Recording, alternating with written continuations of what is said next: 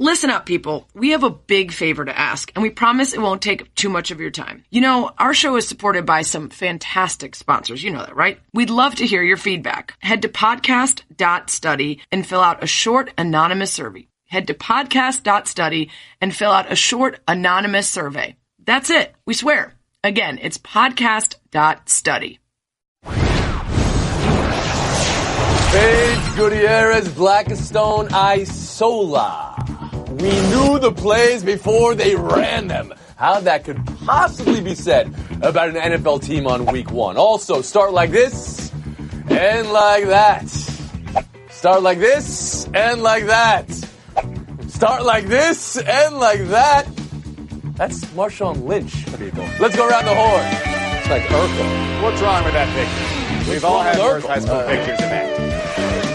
It's Around the Horn, the show of competitive banter. Here's Tony Reali. A pick six on the first play of your career is like a mute in the introduction of your first show here. It's hilarious, but apparently it means nothing because Darnold bouncing back and had a very good game. That's one thing. The Jets knowing the plays the Lions were running before they ran them. Linebacker Darren Lee, quote, we knew his signals. We were calling out their plays as he was getting up to the line. And, quote, another thing, 5 picks for the Lions, 4 for Matthew Stafford, 48-17 Jets win. Knew the plays, Frank Isola? How does it happen in week one? The Jets are going to the Super Bowl. That's what they're saying in New York. I find it hard to believe. I mean, say this about Todd Bowles. He had his team prepared to play, but it just wasn't his defense dominating the Detroit Lions. The Jets did it every facet, offensively, special teams. This was complete domination. In a home opener for Detroit with a new coach, how is it possible that you know the plays when they have a new coach? I find that hard to believe. Asked. That's what I just asked, Frank. You answered my question by asking my question straight to me. Kevin Blackstone, please, bring more than that. Well, maybe they know it because they accidentally picked up the old playbook from 2015 when their offensive coordinator was Lombardi, and he got fired after a really lousy 1-7 start, in part because a story came out that the other teams knew the plays that he was calling. Well, so just get rid of all the playbooks get rid of all the playbooks up there and start anew. Come up with some new signals right now. Work on that this week. I know there's tackling issues, there's running issues, catching issues, throwing the football to your own teammates issues, but just work on that. Come up with some new signals. You know, I hear what you're saying now. The offensive coordinator is Jim Bob Cooter, of course. Right. And that's a stay. You know, Patricia came in, brought a new staff in a lot of ways, but Jim Bob Cooter is back again, and I guess those are his plays. Gutierrez, how about you?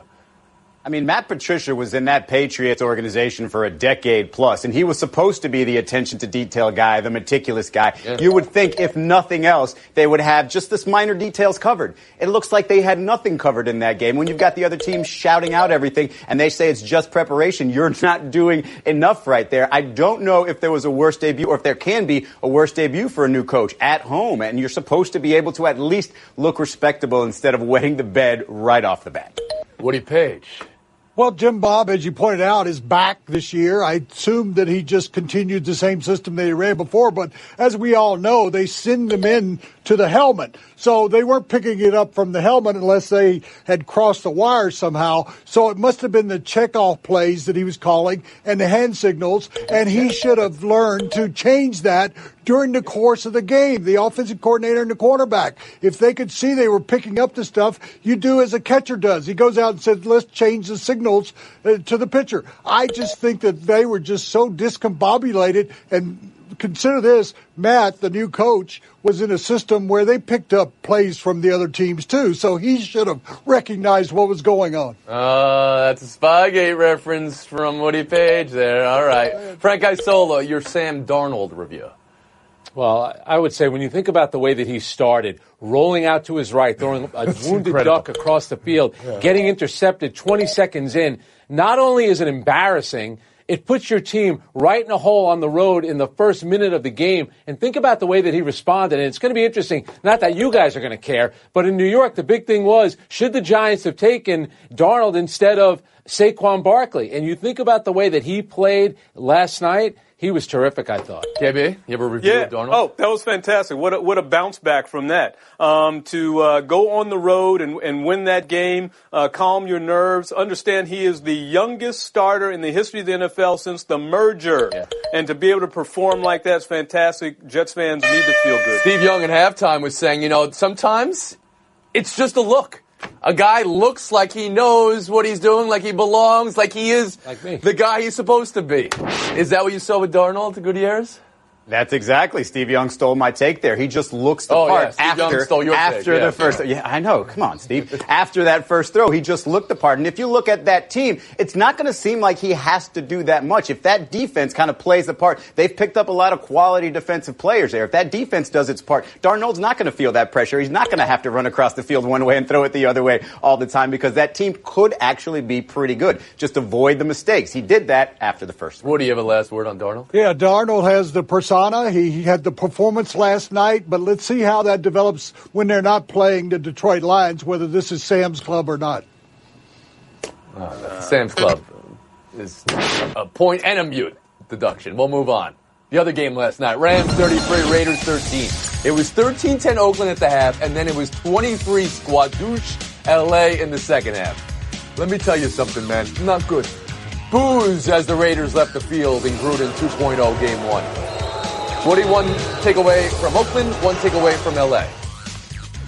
Well, I think it's all about the Rams as far as I'm concerned. We knew that the Raiders were going to be very good. They've got 31 new players. They lost their best player, and from last year, they were awful last year. So this is about the Rams, who had to rub the rust off in the first half because they didn't play the offense at all during the preseason, and they barely played their top 4 players on defense, only 7 snaps. So this was a team that was kind of feeling its way out as the Raiders just tried to control the clock and control the ball in the first half. And when they came alive in the second half, Goff was able to find everybody. They were using Cooks. They were using all sorts of arrays of different plays. And we saw the defense under Wade Phillips that it just exploded on Derek Carr in the second half, intercepting 2 passes. So I think the Rams have to be in the mix for the Super Bowl. Okay. Not only based on that, but what we're going to see. And as you said, all sorts of arrays. Those are the best types of arrays, by the way, all sorts of them. Go ahead, Israel Gutierrez. See, we knew this about the Rams before the season started, so it would be about the Rams if the entire game looked like the first half did. But they seemed to fix their issues and look like the team we expected in the second half. This was about the Raiders. This is about analyzing John Gruden and seeing what we're going to get from him. It looks like he's going all in with Derek Carr. It looks like he's trusting that quarterback to say, hey, you can run our offense. You can run it at a high speed. We're going to try to fool the defense. You're in control here. And it looked pretty good in the first half. Jared Cook looked really good. He looked like a beast in the first half. And then everything, went terrible in the second half. And so it just it makes you wonder, hey, is this enough? If Derek Carr is your franchise quarterback, if Amari Cooper is not going to be back what he was before, if that defense is not going to have a Khalil Mack to anchor it, then what is this team going to be? I think we all recognize it's going to be pretty mediocre, and hopefully the plan for Vegas looks a lot better. KB? Well, it reminded me of John Gruden's old television show about quarterbacks. He's supposed to be able to coach them up. He's supposed to be able to save Derek Carr from going downhill, and it didn't look like he was able to do that yesterday. And you got to think about Khalil Mack, because one of the reasons that Todd Gurley was able to get off like he did yesterday wasn't just because he's Todd Gurley and the Rams are the Rams, but it was also because the best edge run stopper in the game in Khalil Mack was not there to make any plays on him, and he ran rampant in the second half to salt that game away. So John Gruden's got a lot of explaining to do, I think, to that Raiders fan base. Frank Isola. And to Kevin's point, John Gruden, every time he loses, is going to be linked to Khalil Mack. And it doesn't look good when you scored 1 touchdown in week 1 and Khalil Mack scored 1 touchdown in week 1. So they're even in that department. This is a rebuilding year. We'll know about the Raiders really draft time to see what they get for trading Khalil Mack. As far as the Rams are concerned, that team is built to win now. They got playmakers on both sides of the ball. Their coach looks like the real deal. That team is dangerous and talented. Stands to reason they did win a division last year. Okay. So Gruden was one of 7 new coaches this year. Anyone know the record of the new coaches in week 1? 0-7. Everybody knows the record of the coaches in week 1. 0-7. Does that mean anything, Israel? And whose loss is worse?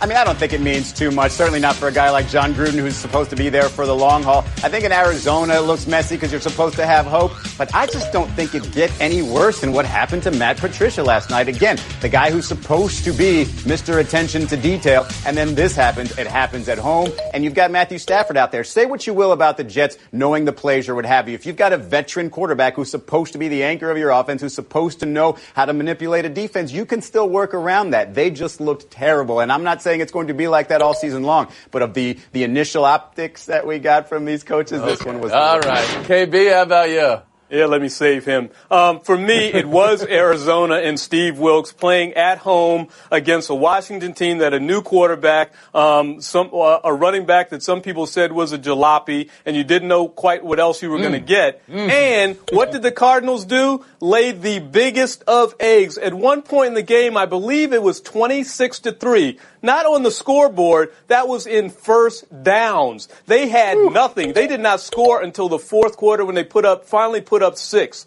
That was a horrible team, a horrible performance with, and you still got Larry Fitzgerald and David Johnston. They couldn't do anything. If they continue to play like that, they're going to go 1-16. It's Matt Patricia because, here's a guy that comes in as a defensive specialist and his team gets run off the field. People are leaving in the third quarter of the game. The Jets are used to seeing people leave in the third quarter of their games, but it's usually when they're playing home. But for me, I look at Matt Nagy because I don't mean to pick on him. I understand he's on the road. It's a great Aaron Rodgers. Your team still did have a 20-point lead at halftime. You got to get out of there with a win. And that play calling at the end of the fourth quarter, a little questionable. Woody Page. Well, the culmination of what we saw was that all of these coaches took over bad teams, and they're not going to win right away or maybe for a couple of years. However, in the case of Patricia, he took over a team that Jim Caldwell had a winning record with over 4 years and had a winning record the last 2 years. And I think that he's the one who had the worst job because not only did they get beat so badly, but he looked on the sidelines like he was lost, that he wasn't aware of what was going on. And the stealing your plays, as we talked about, and you're losing at home to the Jets, who aren't supposed to be that good this year, that's got to be the worst of all. You know, Woody, you accurately point out that, well, who replaces a coach? A bad team replaces a coach, so of course they're bad teams. You know what the new coaches were in week 1 last year when they replaced the bad teams from 2 years ago? 5-0. 3-3. 4-2. Well, I mean, so it doesn't happen every day. Frank Reich was a winner. Yeah. Got Andrew Luck back. Let me ask you this, Frank. You said that the Jets fans are used to walking out at home games. It was a shot at Jets fans. Did you see Detroit yesterday? Did you see how many Jets fans were in the stadium? Did anybody see Los Angeles on Sunday? How many Chiefs fans were in L.A.? Yep. So much red. What's going on with these home teams? We'll take it a break right here. Buy or sell on the other side. Travel well.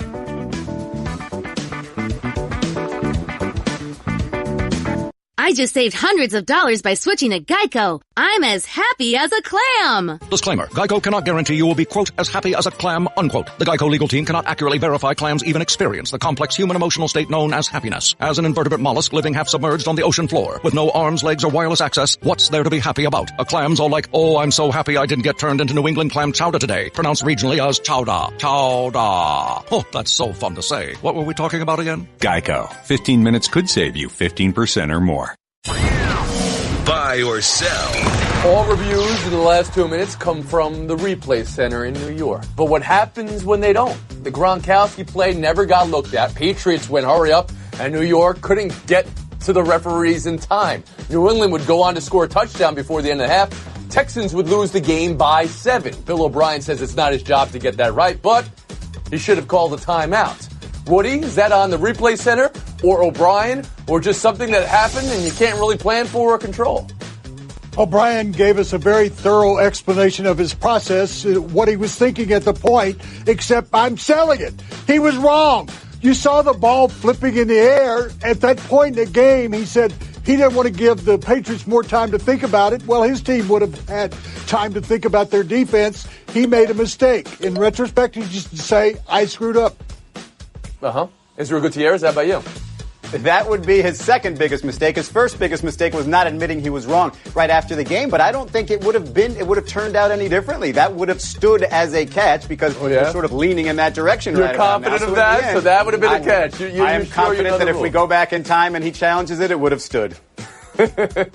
Blackstone, how about you? I've looked at that no catch several times now. It was a no catch. He should have stopped the clock, forced them to take a look at it, and given his defense a chance to regroup. Because anytime we watch those kind of plays at home, that's what we're always saying. Oh, call timeout so they can take a look at it. That's what we're saying, but then an announcer always says, in the last 2 minutes, that comes from New York. Well, New York didn't get it done in time, Frank. I blame you. Go ahead. Yeah, absolutely. This one falls through the crack, and this is why the league office isn't on it. I'm with Izzy on this one. I think that's a catch. Last night, a similar play in the Jet game, and it looked like it wouldn't be ruled a catch, and it certainly was. Bill O'Brien should have looked at Tom Brady. The way that he was running up to the line of scrimmage, you can tell that Brady knew that there was a chance that wasn't going to be ruled a catch. The way that Brady ran to the line, that's when Bill O'Brien should have said, you know what? This guy's been in the league a long time. Time out. Let's check it out.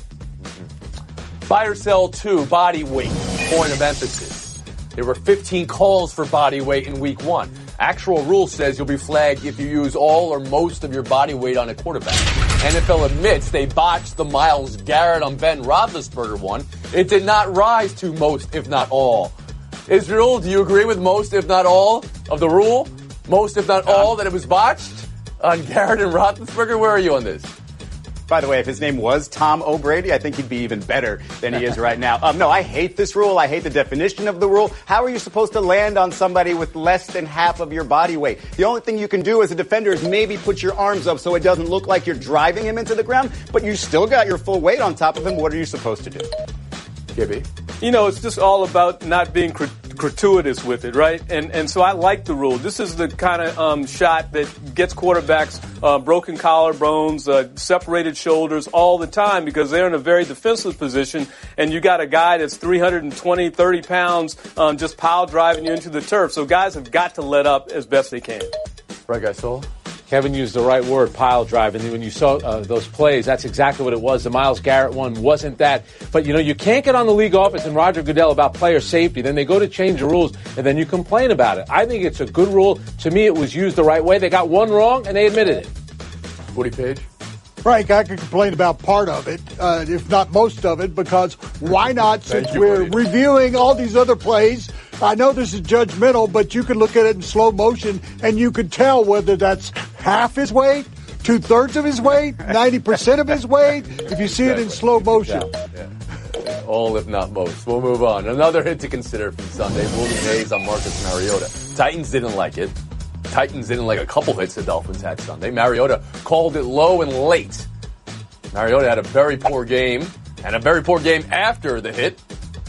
Tennessee called him out. Losing his grip, excuses are losing relevance. KB, buy or sell the hit? You know, I'm going to buy the hit. I mean, it's that read option. He faked the guy out, I guess. And you know what? He took a little hit afterwards that turned his body around. I'm not that agitated about that particular play. Right, Gasola? Blake Bortles on Sunday had a similar play where he kept the ball and he ran for 40 yards. This is a defensive player thinking that the quarterback has the ball. It's unfortunate. To me, that is not a dirty play. Woody Page? I'm so excited Frank got through one question a day without mentioning the Jets. But I'm with KB here that I think that Mariota's at fault. Watch yourself, Woody Page. He was at fault. He sold the play so well, the guy thought he still had the ball, and so he went out to tackle him. Gutierrez. I'm glad I'm going last year because I'm from Miami and it would look like I'm favoring the Dolphins here, but it's 4 for 4 here. That didn't look like a play the defensive player should have gotten penalized for. Didn't look dirty. In fact, if Marcus Mariota didn't get hurt on that light hit, we wouldn't even be looking at it. I don't think you can be upset with anybody, hold them accountable for anything that happened in a game that lasted 8 hours. At that point, you're just like, let's all move on and forget this ever happened. Everybody not Frank, let's all move on and forget this ever happened. Woody Page, Kevin Blackistone. The Cubs bats last night. Strikeout, strikeout, strikeout. Strikeout, strikeout, strikeout. Milwaukee within 1 of Chicago with 17 left to play. Advantage whom, Woody Page? Milwaukee only a game behind. It's mostly playing it home against Wolves, one crucial series in St. Louis, but 3 days off. The Cubs only have 1 day off because of rainouts. They're on the road for most of the rest of the season. Yeah, I have to agree. In fact, they've already caught them, right? So their schedule is very, very favorable. They're the team that's hot, won 4 in a row. The Cubs are the ones that are in a bit of a swoon right now, and they have to get out of that. So absolutely, the Brewers. Well, this entire foundation is based on 2 things. 1, looking at the schedule. And 2, looking at the schedule. Point Woody Page. He does it like nobody else. We'll move on. Showdown 2. I'll play next week. So says Aaron Rodgers. Packers say next week is still in doubt. Who do you believe, KB, and what do you do with him? Oh, I don't doubt number 12 right there. This is a Paul Pierce moment. He may be going off in a cart, but he comes back in to play. This guy plays hurt all the time. It's something that has defined his career. Kevin, you're absolutely right. He's going to play. The Vikings are coming to town, a division game. You really need it. And Aaron knows as well as we do that you don't want Kaiser in the game. He's the worst Kaiser I've seen since Usual Suspects.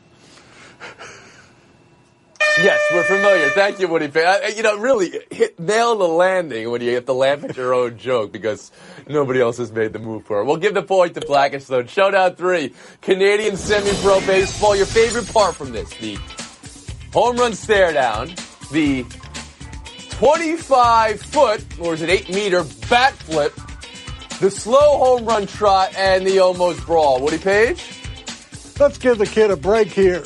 He obviously had been hurt because he was limping around the field. The best part of this is when the catcher tried to approach him on the third base line, he shoved him out of the way. He said, "Don't bother me," and nobody came out and helped the catcher. They let him. You know what? That wasn't a bat flip. That was a bat launch. I've never seen a bat. That bat went out of the shot of the camera right there. That was unbelievable. And the fact that he did it and it didn't come down to hit anybody, another unbelievable feat. It was like Rock and Roll Hall of Fame.